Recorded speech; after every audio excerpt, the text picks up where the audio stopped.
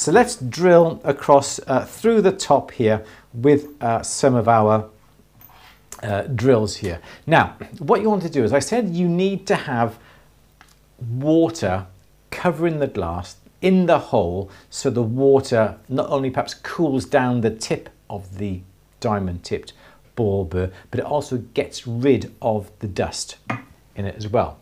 So that's what I was doing earlier. So the ideal receptacle to put all this in, I found, is, you may be thinking, well, that looks like a borax dish, Andrew, and you are quite right. It is a borax dish with a little bit of water in. Let's go on the overhead. There we go. There we go. Borax dish with a little bit of water. Now, if you had your piece of sea glass directly on the bottom here, there's a chance that sea glass could rock about, and plus when you break through, you're going to go into your borax dish. So what I've got here is a little bit of blue tack. Now, blue tack is ideal. It isn't affected by water, and you can shape it. So I can put that in my bit of water like that there, and now I can get my bit of glass and I can put my bit of glass in it, and now that is nice and safe. I can scoop the water up into it. You don't have to use a borax dish. You can use anything. You could use a saucer, you could use a lid of something, but I like to use the borax dish because it's not plastic. I'm not going to likelihood to drill through it or anything like that. That's the reason why I quite like to use a borax dish, and I've got several, and they're fairly inexpensive. I got some ball burrs. I think this one is about a 1.2mm ball burr. Put it into my flex shaft. Now, when you come to using the ball burrs with glass, you need to have them at a high speed with very, very light pressure. You don't want to go forcing this through, because obviously the pressure is likely to snap the glass. So just gentle pressure, but with a fairly high speed. Hold on to the glass when you're doing it, and I'm just going to go through part of the way, usually around about halfway. So I've come in about 3mm from the ends, and I got my finger here just to brace myself, and I can bring that up vertical.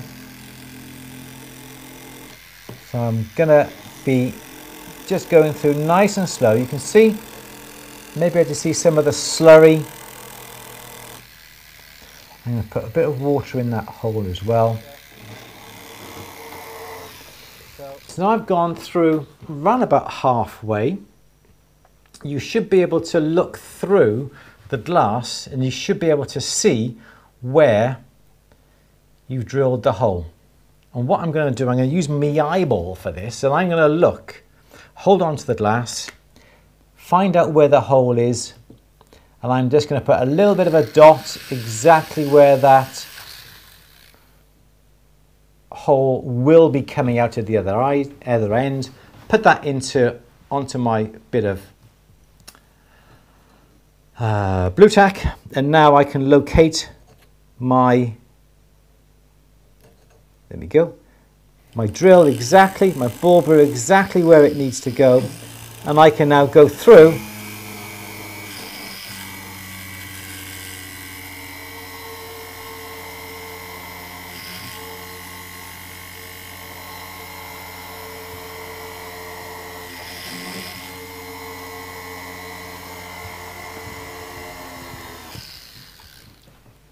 double check, how am I doing? I am completely missing it by the looks of that. Well done, Andrew. So let's, there we go. Oh, there we go. I'm actually through.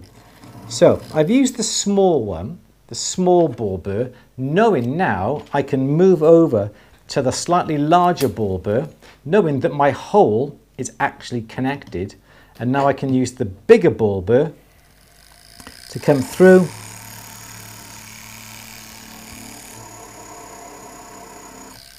again. I can turn this over, and the blue tack is actually supporting the glass as well.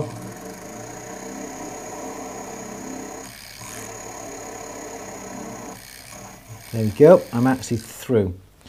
So there we go, so I'm through my bit of glass.